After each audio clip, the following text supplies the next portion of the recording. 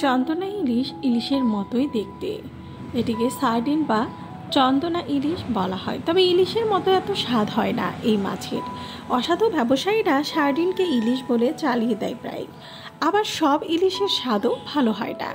বাজারে গিয়ে ইলিশ কিনে না ঠকতে চাইলে কিছু কৌশল আপনাকে জানতেই হবে। ইলিশের পেট আর পিঠ উভয় অংশই সমান বাঁকানো হয়, আর সার্ডিনের পেটের অংশ পিঠের অংশ থেকে বেশি বাঁকানো থাকে। সার্ডিন বা চন্দনা ইলিশের চাইতে আসল ইলিশ আকারে বেশ বড় হয়। 7 সেন্টিমিটার থেকে 20 সেন্টিমিটার পর্যন্ত হয় সার্ডিনের দৈর্ঘ্য। অন্যদিকে ইলিশ 75 সেন্টিমিটার পর্যন্ত হয়ে থাকে। সার্ডিনের মাথার আকৃতি ছোট আর অগ্রভাগ ভোঁতা। ইলিশের মাথার আকৃতি লম্বাটে আর অগ্রভাগ সূচালো। ইলিশ নাকের কাছে নিলেই ইলিশে গন্ধ পাবেন, কিন্তু সার্ডিনে তা পাবেন না।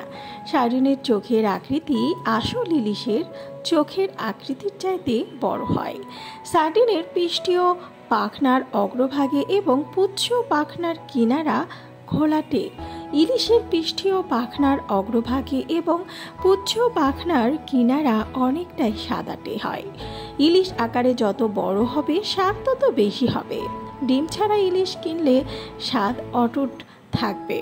হিমায়িত সমুদ্রের ইলিশের রং হয় অনুজ্জ্বল আর ফ্যাকাশে ধরনের। অন্যদিকে টাটকা ইলিশ শক্ত থাকে। টাটকা ইলিশ হাত দিয়ে উঁচু করে ধরলেও আকারের পরিবর্তন হবে না। বাসি ইলিশ পেটের কাছে ধরলেই মাথা আর লেজের নিচের দিকটা হেলে পড়ে। টাটকা ইলিশের কানকো হয় টকটকে লাল রঙের, আর হিমায়িত বাসি ইলিশ হলে কানকো হবে বাদামি বা কালচে রঙের। টাটকা ইলিশের চোখ স্বচ্ছ আর উজ্জ্বল। হিমঘরে রাখা ইলিশের চোখ ঘোলাটে আর ভেতরের দিকে ঢুকে থাকে। ভিডিওটি ভালো লাগলে চ্যানেলটিকে সাবস্ক্রাইব করুন আর পাশে থাকা বেল আইকনে ক্লিক করে দিন, তাহলে পরবর্তী ভিডিও আপলোড করার সাথে সাথেই আপনার কাছে পৌঁছে যাবে।